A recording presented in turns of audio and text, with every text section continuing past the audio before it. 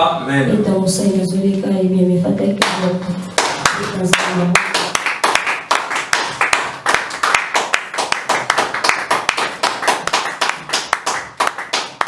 Alléluia. Amen.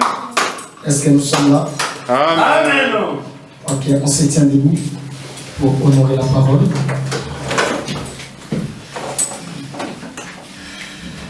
Quelqu'un dans la salle peut nous aider? Nous prenons Luc chapitre 14, du verset 25 au verset 28.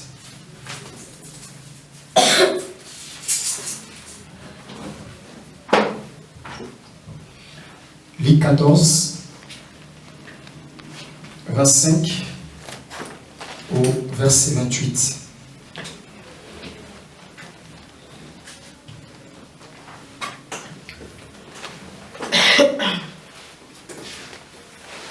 Amen. Amen. De grandes foules faisaient route avec Jésus. Il se retourna et leur dit: si quelqu'un vient à moi, sans me préférer à son père, sa mère, sa femme, ses enfants, ses frères et ses sœurs, et même à sa propre vie, il ne peut pas être mon disciple. Celui qui ne porte pas sa croix et ne me suit pas, ne peut pas être mon disciple. En effet, si l'un de vous veut construire une tour, il s'assit d'abord pour calculer la dépense et voir s'il a de quoi la terminer. Amen. Amen. On peut nous rasseoir.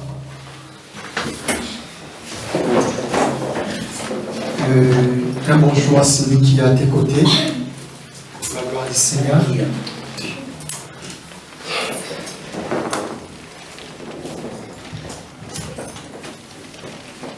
Amen. Amen. Et bonjour à tout le monde. Bonjour. Et je suis très heureux, une fois de plus, d'y être là pour partager ces moments ensemble avec nous. J'ai un thème que je vais partager avec nous et un petit sous-thème. Le thème, pour ne pas gaspiller notre temps, je l'ai intitulé « Les préliminaires qui fait défaut aux chrétiens de ma génération ». Le préliminaire qui fait défaut aux chrétiens de ma génération. Et les sous-thèmes que nous allons essayer de toucher, c'est le prix à payer pour être disciple de Jésus. Amen. Amen. Donc je le répète, le thème c'est le préliminaire qui fait défaut aux chrétiens de ma génération.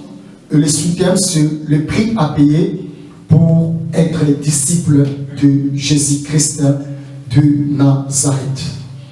Déjà, en lisant déjà les Écritures, vous allez voir que Samuel, le prophète, autour de lui, il avait une école.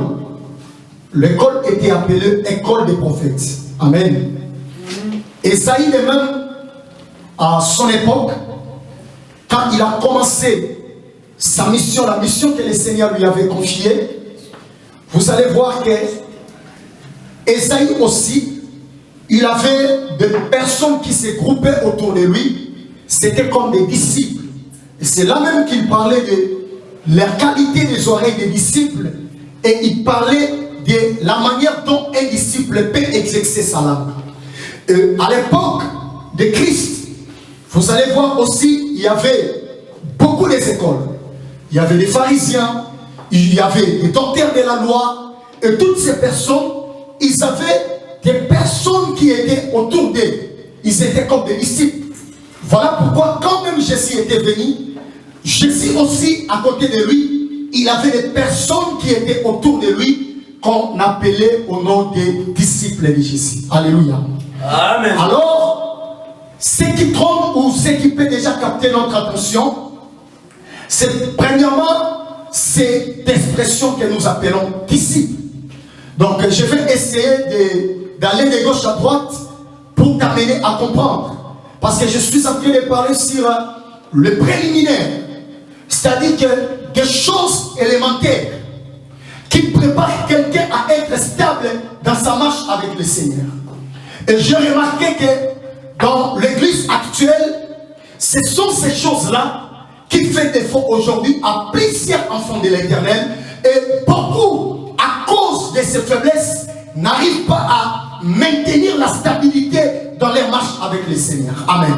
Amen. Quelqu'un est avec moi? Amen. Amen. Alors, essayons déjà de voir quelques points. Pour notre connaissance, en lisant le Nouveau Testament, l'expression chrétien revient qu'à 3 reprises. Lorsqu'on parle des chrétiens dans le Nouveau Testament, on fait mention de ça qu'à 3 reprises. 2 fois dans Actes des Apôtres et une seule fois dans les livres, première épître de Pierre, et on fait mention des chrétiens. C'est-à-dire qu'à l'époque des disciples, ils avaient des termes qu'ils utilisaient pour se nommer. Ils s'appelaient les frères parce qu'il y avait un amour véritable entre eux. Ils s'appelaient frères dans le Seigneur. Ils s'appelaient les élus de Dieu. Ils s'appelaient les personnes séparées du monde. Ils s'appelaient les croyants. Ils s'appelaient les élus, les personnes choisies par le Seigneur. Donc ils avaient ces expressions. L'expression chrétien, déjà dans son origine, c'est un terme qui est sorti parmi les croyants ou les personnes qui ne connaissaient pas Christ. C'est-à-dire c'était des païens qui ont pour la première fois appelé les personnes que nous appelons les disciples au nom des chrétiens. Alléluia. Amen. Donc c'est-à-dire que avant d'être appelés chrétiens, ces gens portaient les noms des disciples. Amen. Amen. Et qui est alors un disciple? Dans la langue latine, disciple veut dire discipulus, qui veut simplement dire un élève. Amen. Je vais te donner quelques définitions à garder avant de commencer à toucher quelques points. Un disciple, c'est qui? Là, je parle d'abord en général. Est une personne qui apprend plutôt des maîtres quelques sciences ou quelques arts libéraux. C'est ça, premièrement, être un disciple. C'est quelqu'un qui apprend auprès d'une personne ou des maîtres quelques sciences ou quelques arts libéraux. Deuxièmement, lorsqu'on parle des disciples, un disciple, c'est aussi quelqu'un qui suit la doctrine d'un autre et qui s'attache à ses principes. Amen. Donc quand on dit disciple, c'est quelqu'un qui suit la doctrine d'une personne et il s'attache à ses principes. Autre définition, un disciple, c'est une personne qui reçoit l'enseignement d'un maître. Il fait partie de son école. Amen. Quand on dit disciple, c'est quelqu'un qui reçoit l'enseignement d'un supérieur et il fait partie de l'école de ses supérieurs. Autre chose, un disciple, c'est une personne qui suit l'exemple de quelqu'un qui considère comme son maître. Amen. Donc quelqu'un qui suit un modèle, quelqu'un qui suit un exemple d'une personne qu'il considère comme étant son maître, il est aussi appelé disciple. Autre définition pour terminer, un disciple, c'est quelqu'un qui marche sur les traces des nôtres. Une personne qui adhère à la vision des nôtres et qui aide le porteur de la vision à réaliser la vision. Alléluia. Amen. Et pour les noter d'aînés, il y en a 2. Premièrement, nous sommes nés de nouveau pour devenir des disciples. Amen. Naître de nouveau, c'est quelque chose qui peut se passer automatiquement. Donc je crois en Christ, je passe par les baptêmes, je suis né de nouveau. Mais pour devenir chrétien ou disciple plutôt, c'est un grand travail, c'est toute la vie. Pour devenir comme Christ, c'est pas qu'aujourd'hui je commence la vie chrétienne et aujourd'hui je deviens semblable à Christ. Non, le fait de devenir, il y a plusieurs processus que quelqu'un est censé passer pour arriver à prendre les modèles véritables qui est Christ. Donc ce n'est pas quelque chose qui s'apprend d'un jour à un autre. Non. Voilà pourquoi dans les devenirs, il Il y a plusieurs personnes, lorsqu'on ne sait pas comment Dieu peut tailler une destinée pour l'amener à devenir comme lui, on ne peut pas comprendre parfois la manière que Dieu peut traverser avec une personne. Il y en a même des enfants, lorsqu'il est en train de grandir, dans l'apprentissage, l'enfant commet beaucoup d'erreurs. Même pour marcher, il y a des enfants qui peuvent commencer à rouler des jours après demain. Il y en a d'autres, ils mangent même le sable pendant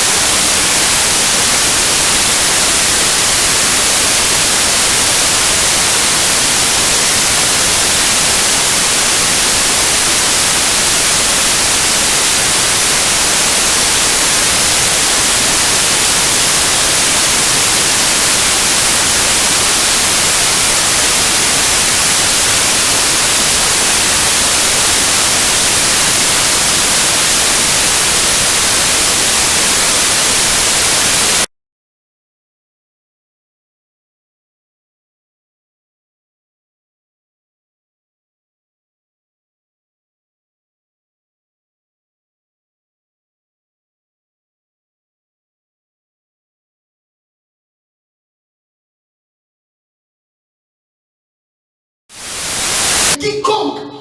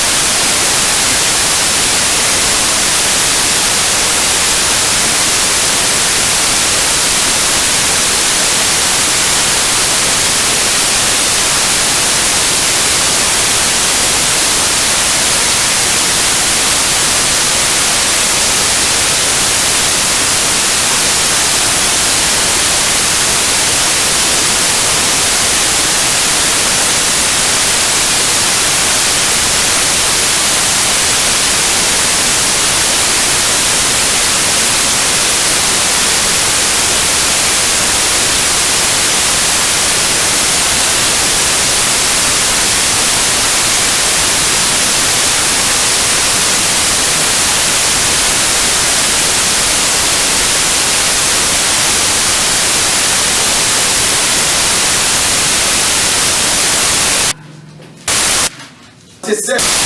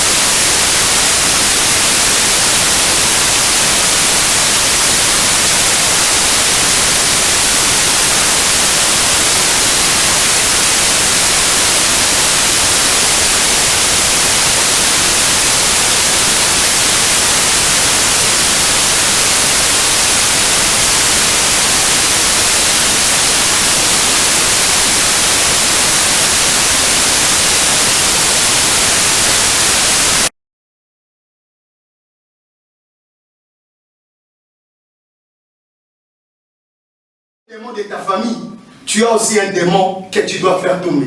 C'est le téléphone. Quelque chose qui te prend tout. Ça prend toute la vie. 24 heures sur 24 heures, on est là. Parfois, les sorciers que nous accusons dans nos familles, ils sont loin d'être la cause de notre chute. Parfois, nous-mêmes, nous sommes la première source de nos échecs. Le plus grand moyen que l'ennemi, s'il veut te maintenir, c'est il t'amènera à commencer à être quelqu'un qui accuse les autres par rapport aux choses que toi-même tu es repères. Si je suis comme ça, c'est parce que je suis comme ça, c'est parce que comme ça, c'est parce que... Non! À un moment donné, assumons nos responsabilités. Tu es là, ce n'est pas parce que ton oncle est sorcier, non. Nous sommes bloqués parfois parce que nous-mêmes, nous avons des choses à renoncer à nous pour accélérer notre progrès avec le Seigneur. Amen. Aujourd'hui, jugement sur Satan, oya. Awanga na bakebele tango ba papa Sam, na ndi makambo ebisangani. Na zalaka na ngate jour wana ezayi moko. Na yebite donc on dans Satan owanga na liboso nzambe. Tu diras quoi? Certaines choses ezabando quitter, ezabiso. Amen. Amen. Et regardez ces déclins. Essayez de les regarder un peu d'une manière approfondie. Et je l'ai parlé peut-être rapidement, mais c'est deux choses très très très fortes. Si tu arrives à les comprendre, tu peux comprendre comment tu dois marcher avec le Seigneur. Amen. Amen. Amen. Et sans cela, tout ce qu'on peut faire, on est loin d'être disciple du Seigneur. Amen. Amen. Renoncer au péché, Christ a dit même à sa propre vie, qui est capable de le faire. Donc, tu renonces à ta propre vie pour plaire au Seigneur et pour être qualifié comme son disciple. Tu sais, c'est quoi la vie? Donc, tu les renonces à ta propre vie. Je l'ai vu. Il y a des gens, ils ont tout abandonné pour Jésus. On blague, hein? On blague avec la vie la chrétienne, là que nous sommes en train de parler là. On blague avec ça. Il y a des gens, un homme comme Docteur Prince, il a tout abandonné. Il était un homme, un militaire maritime à l'époque, c'est en série de la Deuxième Guerre mondiale. Mais il a écouté la voix du Seigneur. Il a abandonné le poste qu'il occupait. Il a abandonné tous les privilèges qui étaient rattachés pour devenir un serviteur du Seigneur. Ne blague pas avec la vie chrétienne. Il y a des gens qui ont payé des grands prix à cause de cette Bible que tu as entre tes mains. Peut-être que tu ne trouves pas l'importance de cette vie. C'est une vie qui a coûté la vie des autres. Si tu lis l'histoire des disciples, même si cela n'est pas écrit dans nos livres, nos Bibles canoniques, il y a maintenant des historiens qui ont écrit la manière dont les disciples ont rendu la vie au Seigneur. Il y a de cela, à cause de Jésus, ils ont accepté d'être coupés comme des morceaux de poissons qu'on jette dans des marmites. Ne s'amusons pas avec cette vie. Ça a coûté la vie de plusieurs personnes. Parmi les 11 ou les 12 qui ont remplacé, même l'autre qui était venu, les tout là, à cause de Jésus, ils ont accepté. Combien on a dit qu'il a été crucifié en sens contraire. Tu sais, être crucifié en sens contraire, c'est-à-dire le sang sortait.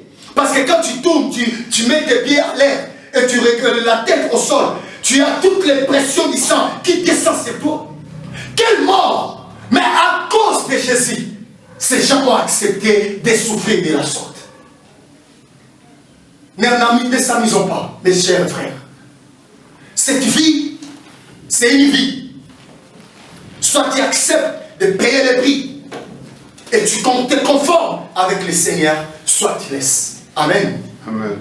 Et voilà les deux points que je tenais à partager avec toi. Amen. Amen. Garde ça jalousement. Si je dis d'aller plus loin, et il y en a beaucoup qui vont se déconcentrer. Amen. Amen.